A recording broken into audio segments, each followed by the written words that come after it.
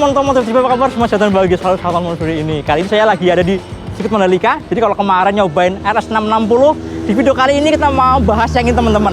Tuono, Aprilia Tuono 660. Jadi secara basic mesin sebenarnya sama sih ya, RS660. Basicnya sama kayak yang Tuono ini, cuma beda di body stylingnya.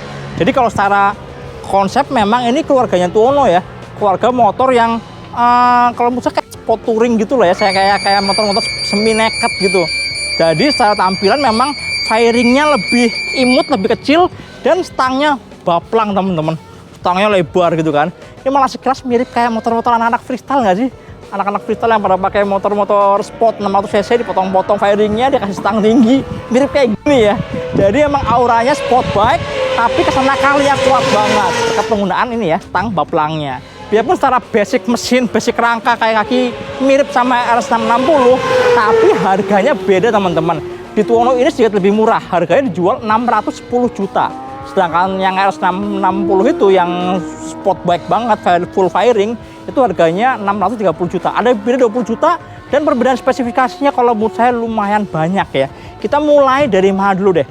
Lihat dari desainnya dulu kali ya. Oke, kita langsung lihat desainnya. Nah teman-teman, kalau secara body nih, di depan ini fairingnya tuh pendek banget ya, jadi cuma sampai sini aja nih. Nah area mesin tuh bener-bener terekspos nih, blok silindernya kelihatan banget kan. Yang sini minim banget, mini gitu kan. Terus area stangnya juga jadi kelihatan lebih gede karena windshield-nya pendek aja teman-teman. Sedangkan lampu depannya sebenarnya sama aja, sama yang RS660 tuh. Cuma emang covernya lebih kecil. Sedangkan bodi belakang, di tangki, di buntut sama-sama aja teman-teman.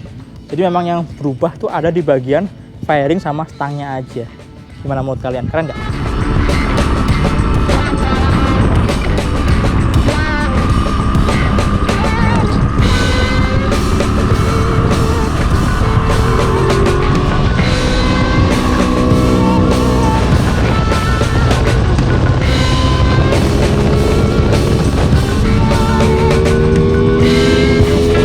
Kemudian reading impression teman-teman, posisi berkendaranya beda banget sih. Kalau di motor ini ya yang bikin beda paling utama adalah ini nih, stangnya. Jadi lumayan tegak, nggak senunduk pakai RS660 teman-teman. Jadi stangnya agak tinggi, biarpun nggak yang kayak motor touring ya, yang santai banget enggak. Ini stangnya relatif lebih flat, jadi badan tetap harus condong ke depan dikit ya. Jadi memang kesan agresifnya tuh tetap kerasa di motor ini. Tapi ya feel-nya beda banget. Kenapa? Karena nggak bikin pegel di punggung ya. Di punggung tuh nggak sepegel pakai yang motor nungging gitu kan. Ini masih lebih oke sih buat harian, rasanya juga masih oke. Stangnya tinggi, tapi dari posisi duduk, kaki, semua footstep nakal kayak motor sport kan nih. Kakinya nangkring banget di belakang gitu kan. Kalau secara posisi pengendara oke sih. Tinggi joknya 820 mili. Kalau saya 165 cm jinjit dong. Tapi kalau kaki satu naik ya agak mendingan lah, nggak parah-parah banget gitu. Joknya empuk banget teman-teman, sama kayak RS660. Jok yang depan maupun jok yang pemonceng yang belakangnya gitu. Kalau dari riding position sih oke sih. Cuma dipakai di sirkuit buat track day, waduh parah ya. Kenapa? Karena fairingnya. Nggak ada fairing, kita nggak bisa sembunyi di balik fairingnya waktu lagi tuck-in, angin terusnya ya memang karena beda peruntukan ya. Kalau motornya kan lebih buat harian kali ya, buat daily gitu kan, bukan untuk kebut-kebutan yang racing, yang anaknya racing banget gitu kan. Ini lebih kayak sport touring gitu sih. Padahal kalau secara spesifikasi mesin sama aja teman-teman, mesinnya pakai 2 silinder ya, DOHC 4 klep gitu.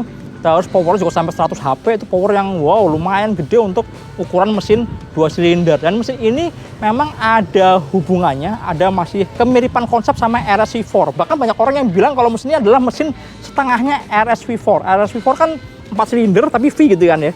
Nah yang depan itu ada di sini, yang belakang hilang. Jadi cuma tersisa 2 silinder aja ada di motor ini. Sedangkan mesinnya punya karakter yang galak banget dari putaran bawah teman-teman. Dari bawahnya sih gokil ya, bener-bener nendang-nendang banget dari RPM rendah. Jadi secara karakter, secara konsep memang mesinnya mirip banget sama RS660. Bahkan klem power, klem torsinya juga sama-sama aja. Mesin yang langsung kerasa torsi tenaganya dari putaran rendah. Di 5.000, 6.000 RPM udah enak banget teman-teman. Bahkan di 7.000, 8.000, wah nendangnya langsung mantap. Tapi emang RPM-nya nggak tinggi-tinggi banget, limiter cuma di 11.500 RPM aja gitu. Terus Apa yang berbeda kalau dibanding sama RS 660? Beda 20 jutanya ya.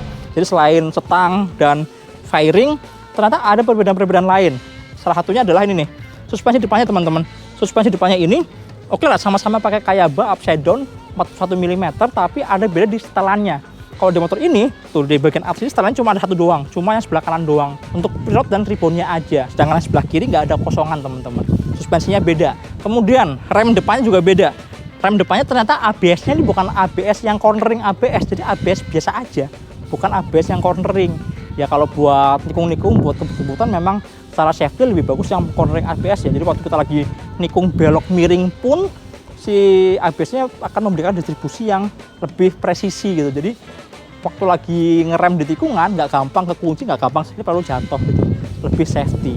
Kemudian perbedaan lain lagi adalah ternyata di motor ini nggak pakai quick shifter kayak di RS 660. Jadi ya emang agak keras ya. Memang sih bisa nggak pakai kopling, tapi kan di RPM tertentu aja, pasnya aja. Terus kalau lagi downshift juga ya mau nggak mau kita tetap harus sedikit tarik kopling. Jadi memang pengurangan di quick shifternya ya lumayan bikin impresi sebenarnya beda sama yang RS 660. Sedangkan fitur-fitur buat di APRC-nya masih ada sama aja teman-teman. Aprilia performance rate control-nya juga mirip-mirip ya. Biarpun ada yang beberapa yang dikurangi. Kayak misalnya nih di motor ini cuma ada engine map, ada Aprilia engine brake, ada anti-lock brake system, tapi bukan yang cornering ABS ya. Traction control ada, billing control ada, tapi quick shifter nggak ada, dan cruise controlnya tetap ada teman-teman gitu. Ini kalau secara fitur nggak beda jauh kok. Kemudian yang lain sama-sama aja teman-teman. Yang lainnya sih hampir nggak ada perbedaan ya.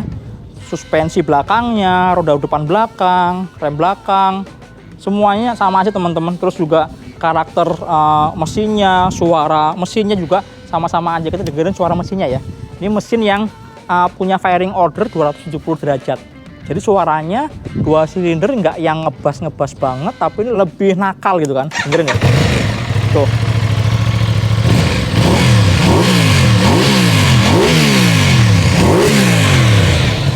Asik kan?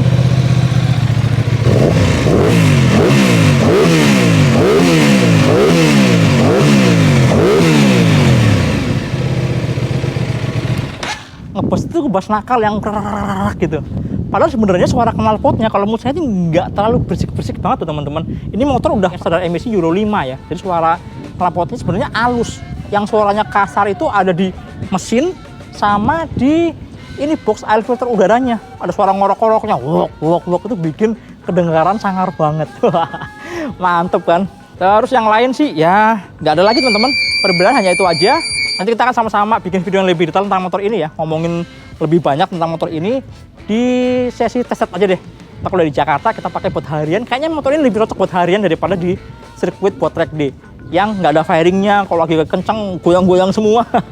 Kalau menurut saya motor ini lebih fun, lebih enjoy, lebih asik kalau dipakai buat jalan-jalan harian gitu. Oke deh, sampai jumpa di video berikutnya. Jangan lupa tonton terus Otomotif TV, nyalakan tombol notifikasi, like, subscribe, dan follow juga Instagram Otomotif TV. Sampai jumpa di video berikutnya. Dadah!